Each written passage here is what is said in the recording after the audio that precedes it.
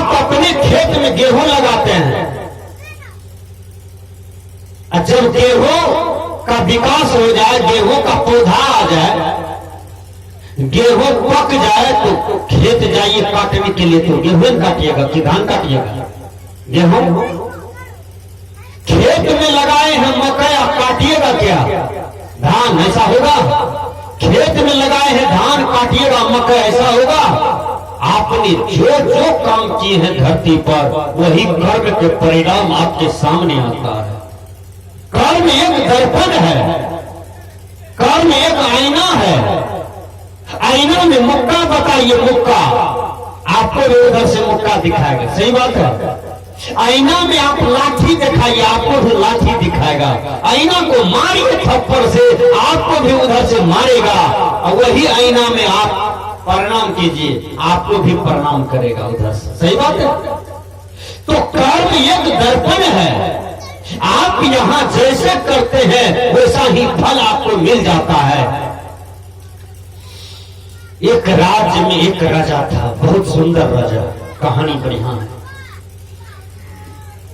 राजा दूसरे राज्य में भी कमाने के लिए चला जाता था, ज्यादा से ज्यादा पैसा कमाता था राजा। महीनों महीनों दिन राजा साहब नहीं आते थे, 15-15 दिन राजा साहब नहीं आते थे। इसी बीच में एक लड़का रानी के पास आता था दूध देने के लिए।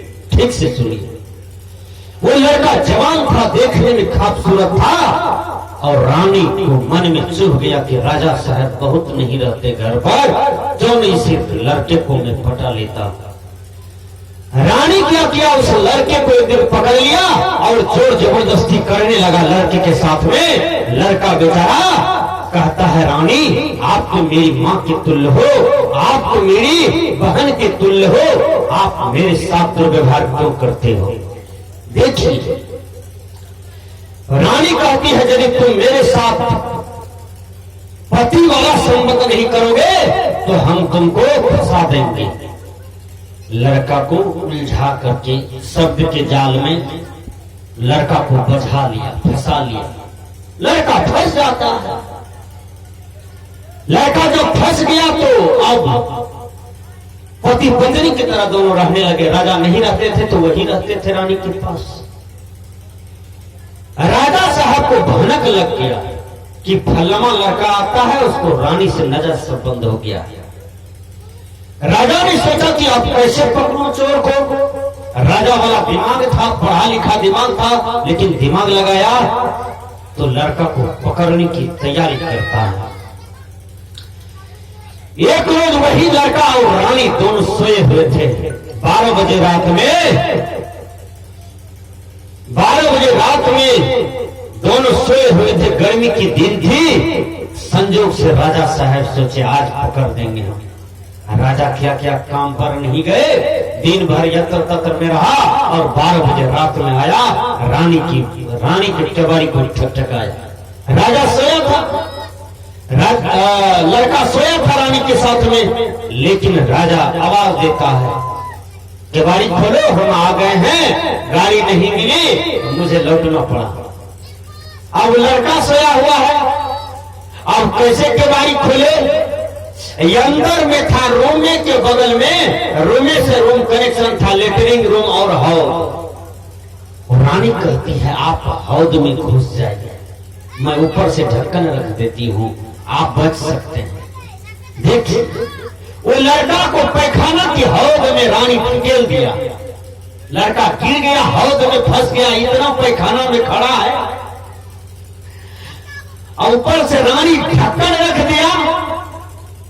राजा जब आए तो राजा चारों तरफ देखने लगे, कहीं कुछ नहीं। फिर दिमाग में आया, राजा को लेटरिन जोर से लगा था। राजा संजोग से चले गए लेटरिन रूम, लेटरिन करने लगे, और लड़का की पूरा पैखाना उसके माथा पर एकदम बह रहा है, मुंह में ढुक रहा है, नाक आंख में ढुक रहा है। राजा एकदम पैखाना जम करके किया और पूरा पैखाना से वो भीज गया। तब कहते हैं राजा साहब, रानी साहबा एक बात बोली, कहा क्या? कहा लेटरिन रूम जो है ना, उसका हौद लगता है भर गया। आप कैसे जानते हैं? कहा मुझे पता है कि लगता है भर गया है, लेटरिन नहीं जा रहा है। हम जो लेटरिन किए हैं ना, ऊपर में रखा हुआ है, आधा गया आधा रखा हुआ। का एक काम कीजिए, चलो दोनों आदमी मिल करके ढक्कन हटाते हैं, देखते हैं कि उसमें कितना लेटरिन है। ढक्कन जब हटाया तो उसमें वो लड़का खड़ा है और राजा ने उसको पकड़ करके खींच करके निकाला। जब निकालता है, कहा तुम कौन हो, यहाँ कैसे हो? तब सारी बात लड़का बताता है, अपनी कमजोरी बताया, उस रानी की कमजोरी को बताया और अपनी गलती स्वीकार किया।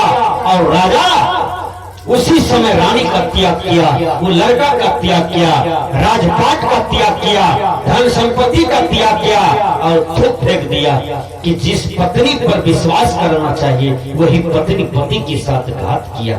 ऐसी पत्नी को धिक्कार है, ऐसी पत्नी पर थूक फेंकता हूँ, ऐसी पत्नी को आज तक मैं मुंह नहीं देखूंगा कभी। विचार कीजिए।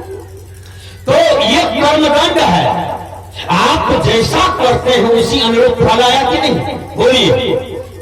जैसा सोचते हैं विचारते हैं उसी अनुरूप में फल आता है। इसलिए सदगुरु कबीर साहब जी कहते हैं, करे बुराई सुख चाहे, कहो कैसे होए, रोपे पेड़ बबूल का आम कहां से होए। बुरा करते हो सुख चाहते हो, मिलेगा? नहीं मिल सकता। सुख वाला काम कीजिए तो सुख मिलेगा। चाहत सुख दुख संग न छाड़ा। सदगुरु कबीर कहते हैं, चाहते हो सुख और दुख वाला काम करते हो तो सुख मिलेगा। हम लोगों के सामने एक प्रश्न आता है बराबर, बाबा बड़ी सुंदर भक्ति करते हैं, दान पुण्य करते हैं, सत्संग भजन करते हैं, बाबा सब दिन गुरु का नाम लेते हैं, ईश्वर भगवान का नाम लेते हैं, लेकिन दुख क्यों होता है? देखिए, यह कर्म आपका पूर्व जन्म का है। पूर्व जन्म में आप मनुष्य थे, उनसे पहले भी मनुष्य थे। आप पूर्व जन्म के पाप कर्म को इस जन्म में भोग रहे हैं। जब भीष्म पितामह को भोगना पड़ा 1000 जन्म के बाद कर्म का फल, धृतराष्ट्र को भोगना पड़ा 100 जन्म के बाद अपने पाप कर्म का फल, बड़े बड़े ऋषि मुनियों संत महात्मा राष्ट्रपति प्रधानमंत्री को भी पूर्व जन्म का कर्म का फल भोगना पड़ता है। तो विचार कीजिए, कर्म किसी को नहीं छोड़ता है। दरिया साहब ने कहा, कहे दरिया नहीं बाँची हो, बिना दिए कर्मकांड कहाँ भागी जीव जई हो, 7 द्वीप 9 खंड। एक आदमी मंदिर चला गया, हाथ में तलवार लिया, हाथ में त्रिनट लिया। कहा जाते हैं आज मंदिर में जो मुसाफिर रहने आएगा तो उसको हत्या करके सारा सामान छीन लेंगे।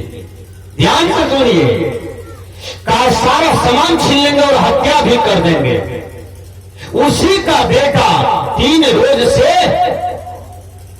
लगता है बिहार आने में, चंडीगढ़ से ट्रेन पकड़ा था, लोकल घाट गाड़ी की तरह गाड़ी चलती थी, और उसी का बेटा सारा सामान लेकर के उतरा था, वही मंदिर में ठहर गया। ठंडी का दिन था, घर 10 किलोमीटर दूर था, टेम्पो रिक्शा बंद था, और उसी का बेटा चला जाता है, वही मंदिर में ठहरता है। लड़का कम्बल ओढ़ करके मुंह झांप करके सोया है। अब वो आदमी कहा, जो मुसाफिर आएगा मंदिर में उसका हत्या करेंगे और उसका सामान छीनेंगे, टका पैसा छीनेंगे।